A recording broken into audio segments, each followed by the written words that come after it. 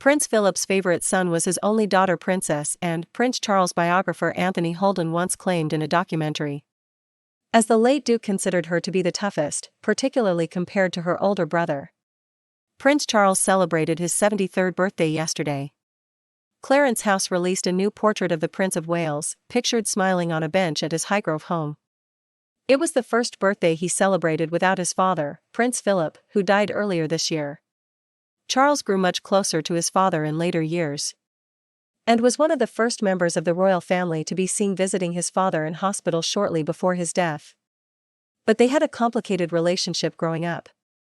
In a 2004 interview with Giles Brandreth, Philip offered an insight into the relationship. Charles is a romantic, and I am a pragmatist. That means we do see things differently, and because I don't see things as a romantic would, I am unfeeling. Royal historian Brian Hoey told the 1998 documentary Prince Charles at 50 aired to sadness that Charles' relationship with his parents was somewhat distant. He said, "Charles is a very different parent to his children than his parents had to be to him. You must remember, he was born in 1948, and just 4 years later, in 1952, his mother became also his queen. And the demands of a constitutional monarchy really superseded those of being a devoted parent.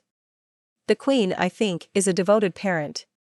But at the same time, she puts duty before everything, including her own personal happiness."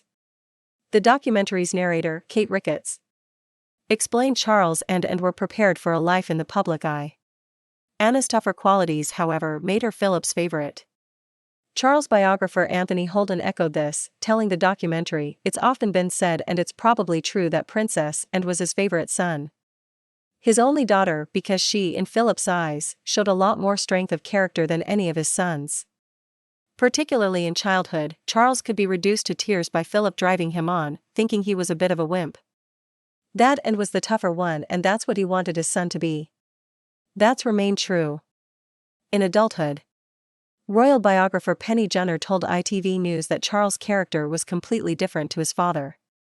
Shortly after the Duke's death, she said, "Charles desperately wanted to please his father, desperately wanted to do the right thing and to get his admiration and his praise.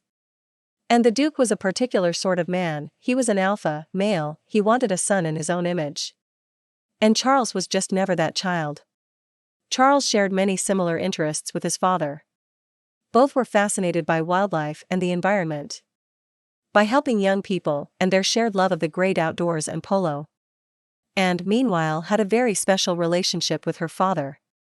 The Daily Express former royal reporter Ashley Walton once told Hello magazine that the Princess Royal is just like her father.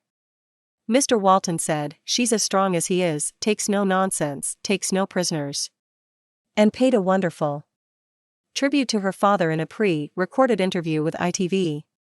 In the interview, she said, "Without him life will be completely different. But from society's perspective he was able to keep pace with the kind of technological changes that have such an impact, but above all that it's not about the technology. It's about the people." Philip is known to have had a rather strained relationship with Prince Andrew, and is said to have strongly disapproved of his friendship with Jeffrey Epstein. Prince Edward, meanwhile, had a very strong bond with his father, and often spoke out in support of his father.